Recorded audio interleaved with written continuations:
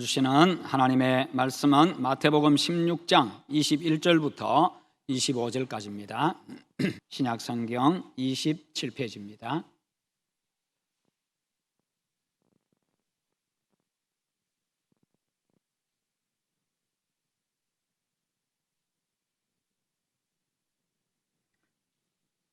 (21절에서) (25절까지) 이때로부터 예수 그리스도께서 자기가 예루살렘에 올라가 장로들과 대제사장들과 서기관들에게 많은 고난을 받고 죽임을 당하고 제3일에 살아나야 할 것을 제자들에게 비로소 나타내시니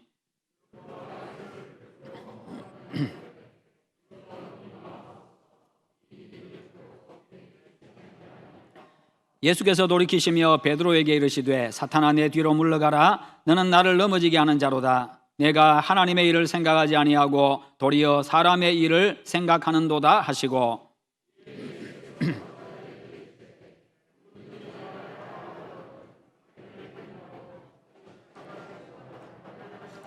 함께 봅니다. 누구든지 제 목숨을 구원하고자 하면 잃을 것이요 누구든지 나를 위하여 제 목숨을 잃으면 찾으리라. 아멘. 할렐루야. 찬양대에서 찬양으로 영광 돌리겠습니다.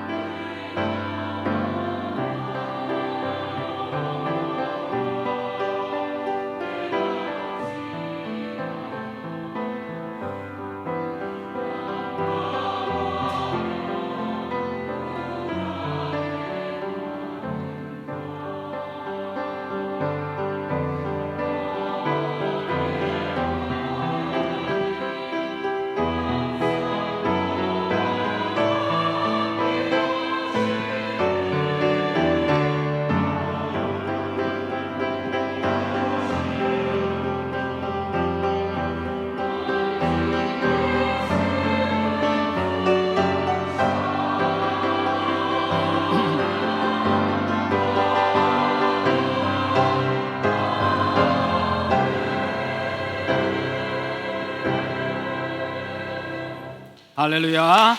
아멘. 다 함께 주님의 높고 위대하심을 찬양합니다. 주님의 높고 위대하심을 내 영혼이 찬양하네. 주님의 높고 위대하심을 내 영혼이 찬양하네.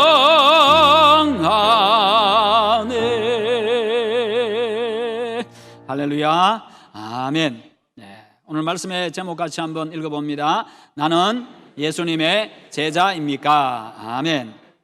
네, 이 질문에 대해서 아멘이라고 늘 대답할 수 있기를 축원합니다. 세상에는 종교들이 참 많습니다. 드러난 종교들, 이름을 가지고 있는 종교들도 많이 있고요. 그리고 무속신앙들, 각 민족들마다 여러 가지 무속신앙들도 많이 가지고 있습니다. 그런데 하나님 외에 다른 신들은 사람들이 만든 것이고 거짓 것들입니다. 그래서 이것들은 다 인간들의 필요에 의해 가지고 사람들이 만든 것이지요. 어찌 보면은 이 드러난 종교 그리고 무속신앙, 그것보다도 훨씬 더 종교들이, 신앙들이 많다고 할 수가 있습니다. 왜냐하면요, 그동안 지금까지 인류가 존재해 왔는데, 인류가 존재해 왔던 그 모든 사람들, 지금까지 존재했던 모든 사람들의 숫자만큼이나 신앙이 많다고 이야기할 수가 있습니다. 특별히 어떤 형상을 만들어 놓고 숭배는 하지 않는다고 할지라도 각자가 어떤 자신의 생각이나 사상이나 가치관, 때로는요 물질이나 명예나 권력이나 이런 것들이 나의 신이 되어 있고, 그런 것들이 내가 더 가장 사랑하는 것이 되어 있고, 그것이 내 인생의 최고의 우선 가치를 지니고 있고, 그래서 거기에 매여 살고 그것을 의지하고 살아가기 때문에 그렇습니다. 그래서 각자가 어떤 사람들은 이념이나 사상이 자기의 신이 되어 있을 수도 있고요, 여러 가지 자기의 생각을 꺾지 못하는 어떤 그런 부분들은 또 결국에는 자신의 생각이 신이 되어 있고, 그렇게 볼 수가 있습니다. 이것은요 그리스도인들도 예외가 아닙니다. 인간의 생사, 화복과 흥망성쇠가 하나님의 손에 달려 있다, 그렇게 믿는다고 이야기를 합니다.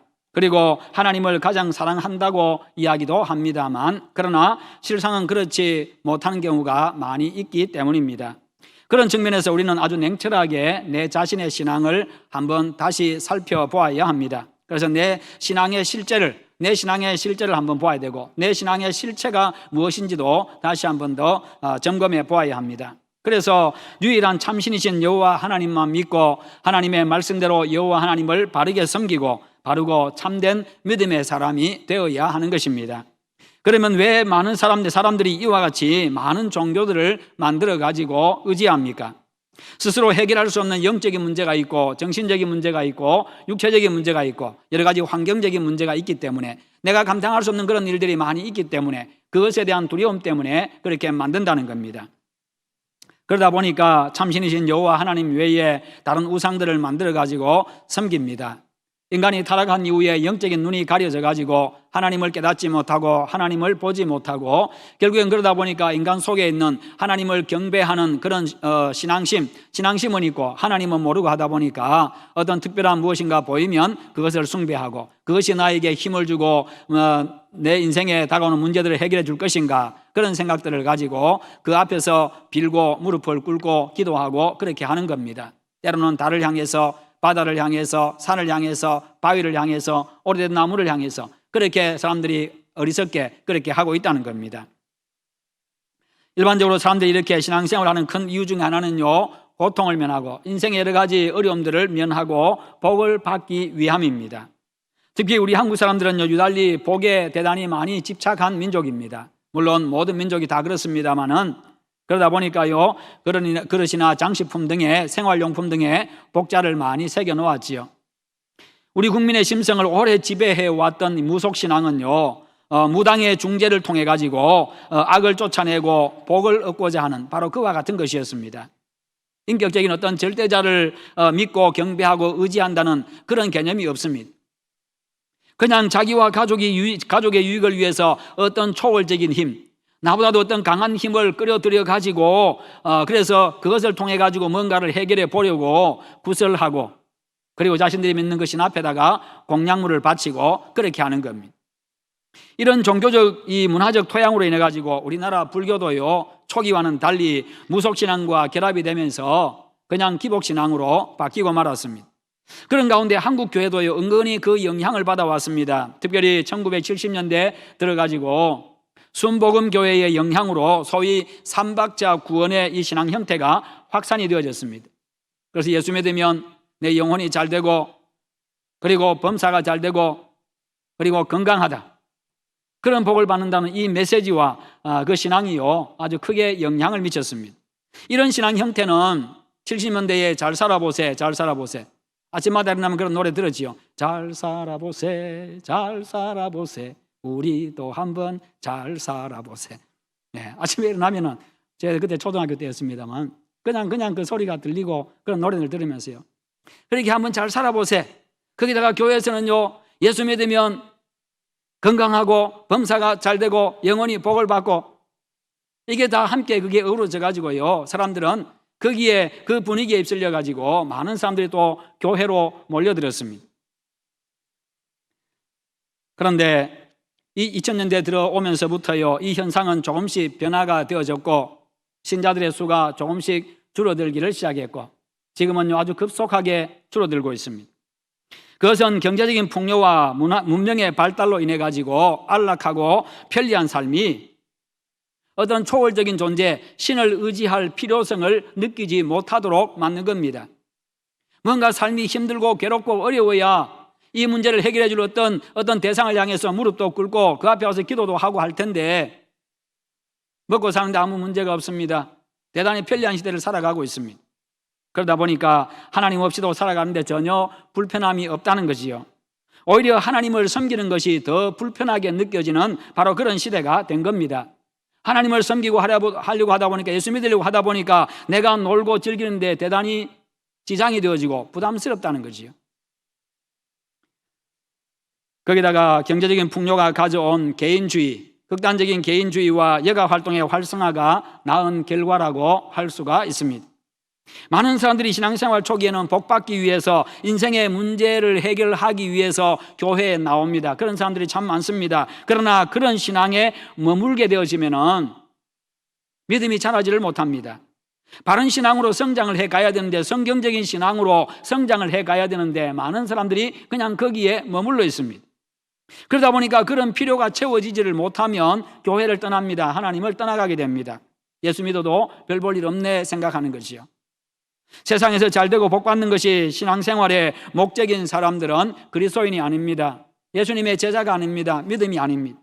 오늘 예수님께서 하신 말씀에 우리 그리스도인들이 추구해야 될 이 신앙생활의 참모습이 나타나 있는데, 24절에 보면 누구든지 나를 따라오려거든 자기를 부인하고 자기 십자가를 지고 나를 따를 것이니라. 바로 이 속에 바로 그리스도인들이 나아가야 될 길이 있고요, 믿음의 길이 바로 여기에 있습니다. 예수 그리스도를 믿는 이 기독교 신앙의 바로 핵심이 바로 여기에 있다는 겁니다.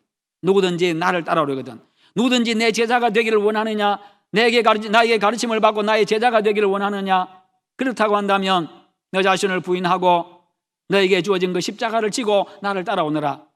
나를 따라오는 그 길, 내 제자가 되는 길은 희생하는 길이다. 네가 죽는 길이고 네가 희생되는 길이다. 그렇게 말씀하고 있습니다. 여러분, 제자라고 하는 것은 단순히 그 사람에게 배웠다고 해서 제자가인 것은 아닙니다. 스승으로부터 가르침을 받고 그 가르침에 따라서 살아가는 사람. 그래서 스승의 삶을 재현하면서 스승의 삶, 그동안의 스승의 가르침이 옳았다는 것을, 옳다는 것을 내 삶으로 증명하는 자, 그가 바로 진정한 제자인 겁니다. 예수님이 제자들에게 요구하신 것도 지식이 아니었습니다. 성품이었고 인격이었고 삶이었습니다. 배웠으면 성품이 바뀌고, 배웠으면 인격이 성숙해지고, 배웠으면 삶이 새로워져야 된다는 겁니다. 바로 하나님의 말씀을 배웠으면 그것이 진짜로 배운 것이고 그것이 바로 배운 것입니다. 오늘 본문의 사건은요, 베드로의 위대한 신앙 고백 바로 다음에 일어난 사건입니다. 예수님께서 이제 당신의 순환이 임박함을 아셨습니다. 이제 곧 당신이 잡혀서 십자가에 못 박혀야 될 그때가 되었음을 아셨습니다. 그래서 제자들에게 묻습니다. 밖에 있는 사람들은 나에 대해서 어떤 사람들은 나에 대해서 세례 요한이다, 어떤 사람들은 엘리야다, 어떤 사람들은 예레미야다, 어떤 사람들은 선지자 중에 한 사람이다, 그렇게 말들 하는데, 그렇다면 너희들은 나를 누구라고 생각하느냐? 예수님 질문하셨습니다. 그러자 베드로가 당장 나서서 이야기합니다. 주는 그리스도시요 살아계신 하나님의 아들이십니다. 16절에서 그렇게 고백하지요. 주는 그리스도시요 살아계신 하나님의 아들이십니다. 우리 주님이 바로 구원자이십니다. 선생님이 구원자이십니다. 하나님의 아들이십니다. 그렇게 고백하죠. 대단히 놀라운 고백을 했습니다. 베드로는 예수님을 구원자로 알고 고백했습니다. 아주 정확한 고백이었습니다. 그러자 예수님께서 그런 베드로를 칭찬하십니다. 그러면서 이것을 너에게 알게 하신 이는 하늘에 계신 내 아버지다. 하나님의 은혜로 네가 그것을 알게 되어졌다. 그러면서 또 말씀합니다. 너는 베드로라. 너는 반석이다. 내가 이 반석 위에 내 교회를 세우겠다. 음부의 권세가 이기지 못하리라. 그의 신앙 고백 위에, 그 신앙의 고백 위에, 그 터 위에 교회를 세우겠다. 그렇게 말씀하시죠. 그래서 바로 우리는요, 이 신앙 고백 위에 교회가 서 있는 겁니다. 즉 여러분이 서 있다는 것이요. 교회는 성도들의 모임이 교회입니다. 이 예배당 건물이 아니라. 주는 그리스도십니다. 주는 메시아이십니다. 주님이 바로 구원자이십니다. 그분은 하나님의 아들이십니다. 우리는 그것을 믿는 그 신앙 고백 위에 우리가 믿음을 세우고 있습니다. 그 위에 서서 신앙생활을 하고 있습니다. 이 고백이 없이 이것을 믿지 못하면 내가 신앙생활을 못하는 겁니다. 다시 말해서 내 믿음이 없는 거지요. 그런데 이런 위대한 고백을 했던 베드로였는데 그도 정작 예수님께서 고난을 받고 십자가에 못 박혀 돌아가실 것이라고 하는 것, 이것은 미처 생각을 못했던 것 같습니다. 구원자로서 예수님의 구원 사역이 십자가를 지고 대속의 죽음을 죽는 방법으로 이룬다는 것을 그가 생각지를 못했던 겁니다. 그는 예수님을 이 땅을 통치하실 영광의 메시아로만 생각했습니다. 이 땅의 왕으로만 생각했습니다. 장차 이 땅의 왕으로서 아주 영광스럽게 당당하게 등장하셔가지고 당신이 가진 그 능력을 가지고 이 땅을 통치하실 것이다. 그래서 백성들과 이건 태평성대를 누리게 하고 풍성한 삶을 누리게 하고 행복하게 만들어줄 것이다. 로마의 압자에서도 해방시켜가지고 로마 저 나쁜 놈들 물리쳐주고 우리가 그냥 해방되어서 우리가 자유롭게 살아가도록 만들어줄 것이다. 그런 생각을 했던 것이요. 예수님을 그렇게만 생각하고 고난받는 종으로는 생각하지를 못했습니다. 그래서 예수님이 당신 자신이 곧 예루살렘에 올라가서 장로들과 대제사장들과 서기관들에게 고난을 받고 죽임을 당하고 제3일에 살아날 것이다 라고 그렇게 말씀하시자 베드로는 벌쩍 뜁니다. 아니 예수님이 죽으신다고요? 고난당하신다고요? 아니 영광의 왕으로 이 땅의 왕으로 세워져야 되는데 예수님이 죽으신다고요? 말도 안 되는 소리 하지 마세요. 무슨 그런 끔찍한 소리를 하십니까?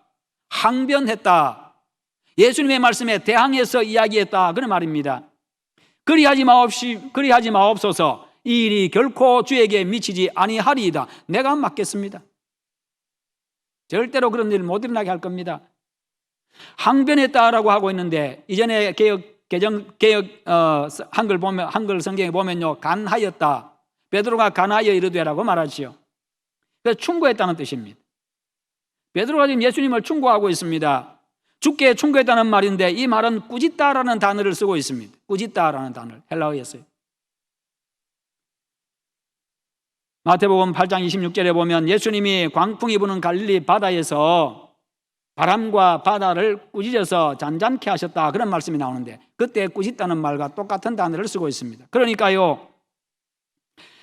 지금 이 말을 정확하게 번역하면 주님 말도 안 되는 말 하지 마십시오 그러면서 예수님을 꾸짖었다는 말입니다. 그렇다면 베드로는요, 주님은 메시아 왕국을 이 땅에 이루시고 영광으로 통치해야 되고 우리는 그 밑에서 높은 자리 한 자리씩 차지해야 되는데 좀 떵떵거리고 한번 살아봐야 되는데 그것 때문에 우리가 지금 주님 따라다니고 여러 가지 고난들이 있었지만 다 참고 주님 따라다녔는데 주님이 십자가에서 고난당하시고 돌아가시면 어쩌란 말입니까?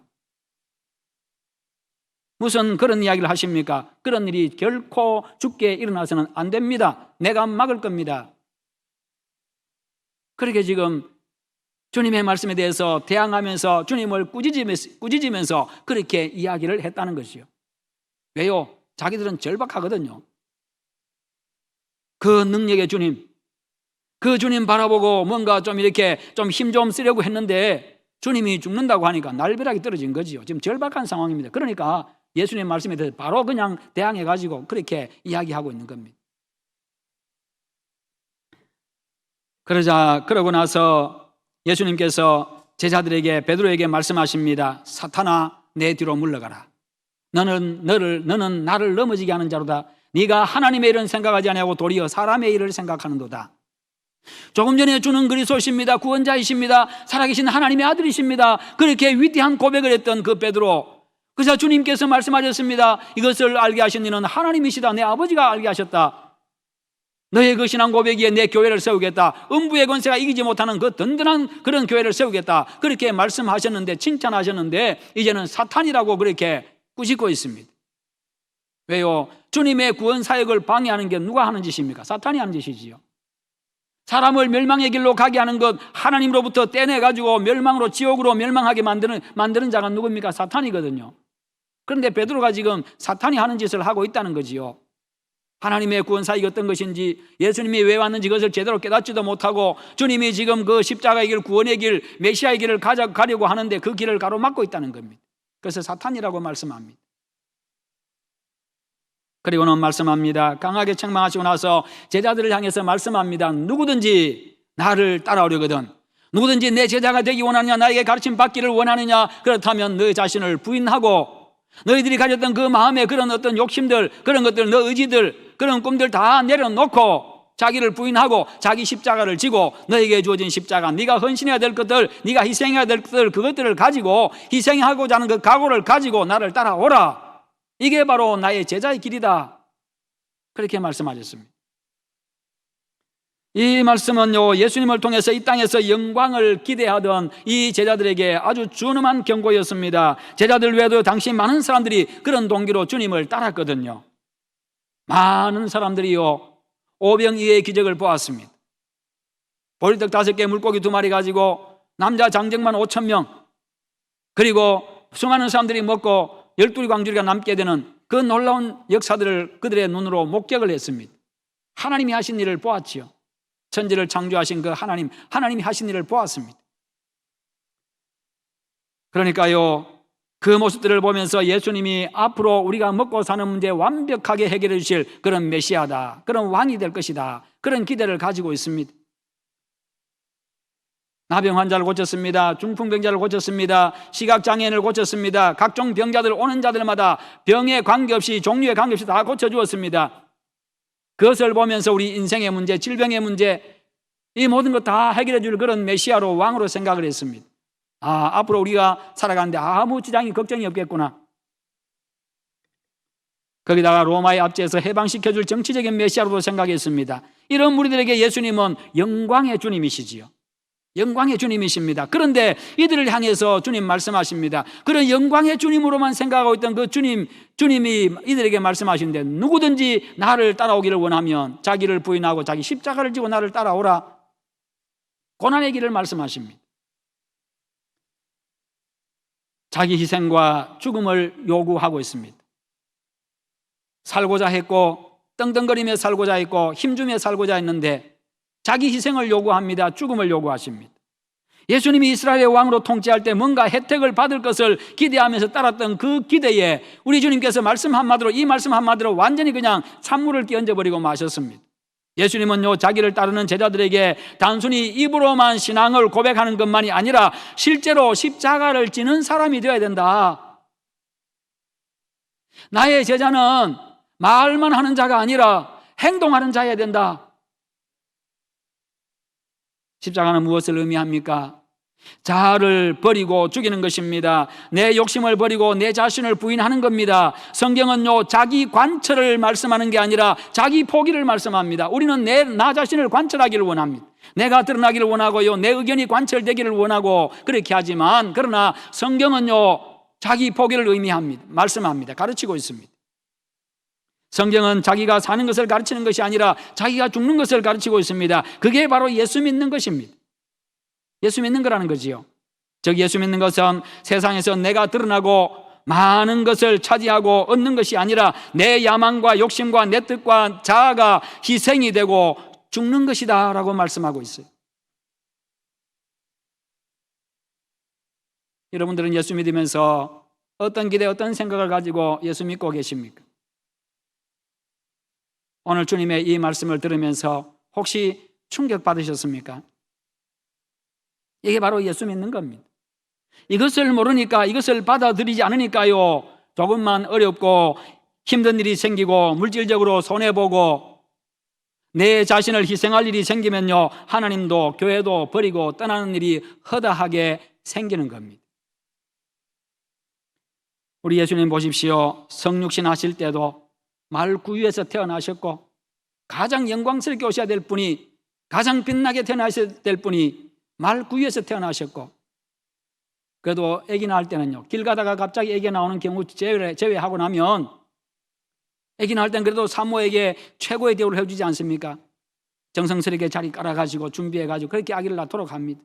그러나 예수님은요, 말구유에서 태어나셨어요. 갑자기 태어나신 바람. 광야에서 마귀의 시험을 받을 때도, 기적을 행할 때도 내 자신을 드러내기보다는 오히려 그것을 거부하고 하나님의 뜻을 따르는 십자가의 길, 낮아지는 길을 선택하셨습니다. 낮은 길을 선택하셨고 죽는 길을 선택하셨습니다. 예루살렘 성 입성하실 때도요, 나귀를 타시고, 새끼 나귀, 그것도 새끼를 타시고 아주 겸손하게 입성하셨고, 마침내 고난과 수치의 십자가를 지심으로 구원자의 길을 가셨습니다. 예수님의 제자의 길도 마찬가지입니다. 참된 제자의 길, 그것은요, 자기가 아니라 주님을 앞장 세우는 길입니다. 참된 제자의 길은요, 내 야망이 아니라 주님과 주님의 나라를 먼저 생각하는 겁니다. 바울은 주님을 만난 뒤에 그리스도를 위해서 자기 지식과 신분과 이전에 자랑하던 모든 것들을 해로 여긴다, 배설물로 여긴다, 오로지 그리스도의 십자가만 자랑한다, 그렇게 말씀하고 있습니다. 이전에는 그것만 자랑했거든요. 자기 지식을 자랑하고 자기 집안 배경을 자랑하고 자기 혈통을 자랑하고 그런 것들을 자랑했습니다. 그런 것들 때문에 많은 사람들이 부러워했고 존경했습니다. 그러나 주님 알고 나니, 예수님 알고 나니 그렇게 소중하게 여겼고 가장 우선적으로 여겼고 그렇게 애지중지했던 그 모든 것들, 주님하고 비교해 보니까 이것은 아무것도 아니더라는 거지요. 주님하고는 비교 자체가 안 된다. 이건 비교 대상 자체가 안 된다는, 그러니까 배설물로 여긴다. 주님의 가치에 비하면 이것은 배설물과 같다, 그런 이야기입니다. 그래서요, 내가 주님을 알아가는데 이것이 방해가 된다고 한다면 내가 버리겠다는 겁니다.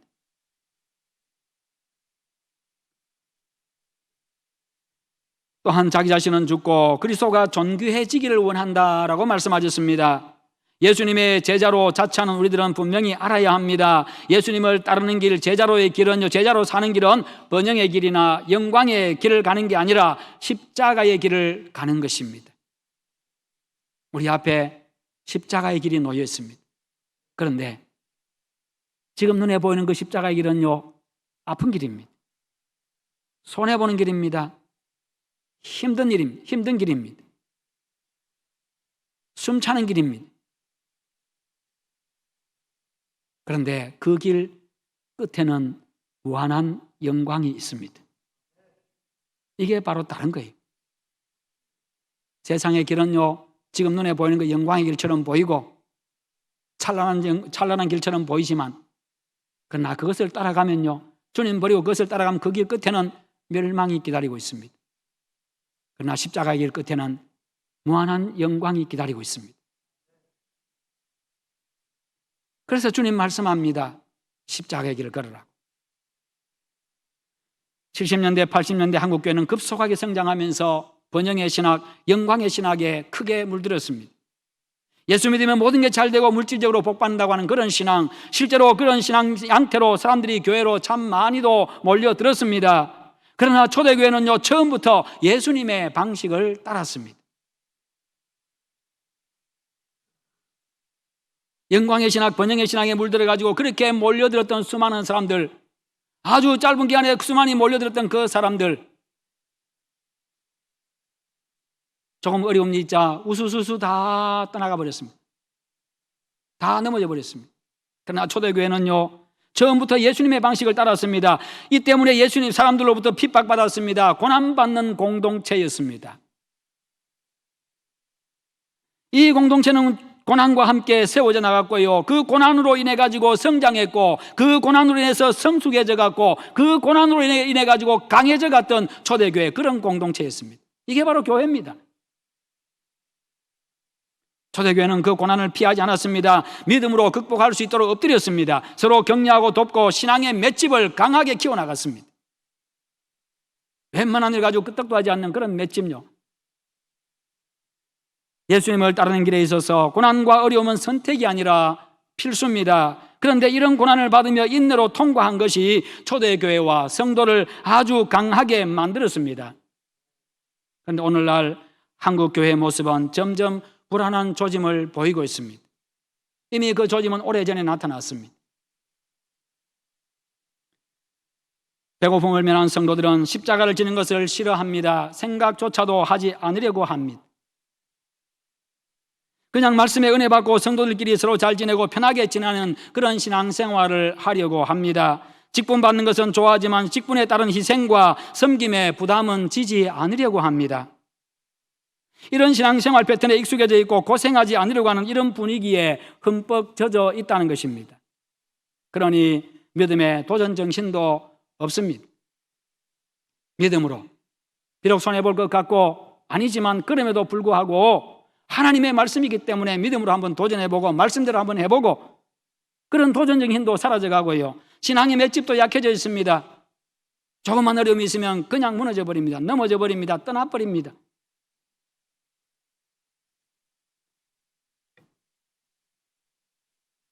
코로나19로 말미암아서 너무나도 많은 사람들이 거기에 두려움에 공포에 휩싸여가지고요, 한국교회 성도수가 30%가 줄었습니다.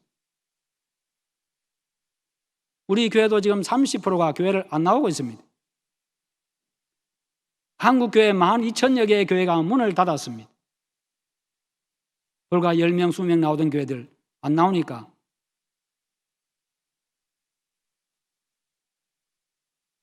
예배당 임대해가지고 그렇게 교회를 세워가고 있는데 안 나오니까 임대료 감당이 안 되어집니다. 그래서 우리 교회 작은 교회 살리기 거기에 계좌로 보내주신 분들 참 감사한데요, 그동안에 그걸 가지고 세미나도 하고 힘든 교회들 목사님 부부 불러가지고 세미나 하려고 준비하고 있다 코로나 오는 바람에 약 1,000만 원 정도를 임대료 못 내는 교회들에게 제가 지원을 해드렸습니다. 동기들 가운데도 있고 후배들 가운데도 있고 참 감사합니다. 대단히 큰 힘을 그분들이 받고 용기를 얻었습니다. 그 교회들 가운데 문 닫은 교회는 아직 없습니다. 지금도 한 1,000만 원 정도가 모여 있습니다. 여러분들이 조금씩 그렇게 함께 하지만 그러나 그것이 크게 되어지고 앞으로는 이제 힘든 교회들 목사님 부부 불러서 또 훌륭한 강사들 모시고 그분들 가르치고 훈련시키고 또 계속 교회들을 돌아보면서 그렇게 해서 세워갈 예정입니다. 같이 기도해 주시고 함께 협력해 주시면 감사하겠습니다. 그렇게 교회들이요, 성도들이 쉽게 너무나도 쉽게 무너집니다. 교회 어려움이 생기면 인내하지를 못합니다. 서로 다투고 나누어진 일이 다반사로 벌어지고 있지요. 십자가를 지지 않는 지식 중심의 신앙, 고난을 피하는 그런 온실 신앙 때문입니다. 이와 같은 현실에서 정말 십자가를 지고 예수님을 따르고 복음과 교회를 위해서 자기를 죽이는 예수님의 제자가 절실하게 필요한 때입니다. 오늘 우리 교회는 그런 진실한 제자들, 주님의 제자들을 길러내야 합니다.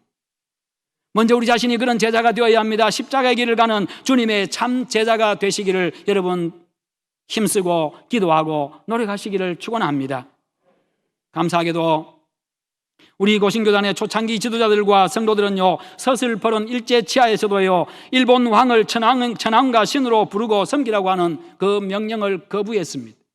신사참배를 거부했습니다. 그것은 일계명을 어기는 우상숭배라고 외치면서요, 이에 대해서 조직적으로 반대하는 그 반대운동을 펼쳤습니다. 그들은 목숨 걸고 하나님만을 섬기다가 어떤 분들은 순교했고 어떤 분들은 옥고를 치르고 해방과 함께 추록했습니다. 그들은 옥중에서요 주님을 위해서 목숨 걸 수 있는 참된 주의 종들을 키우는 신학교를 세우고자 그들은 옥속에서, 감옥에서요, 갇힌 가운데서 수감 생활 중에서 그것을 계획하고 기도하고 준비했습니다. 그래서요 1945년도에 해방이 된 그 이듬해 1946년도 9월 20일에 그분들이 현재 우리 고려신학대학원의 전신인 고려신학교를 세웠습니다.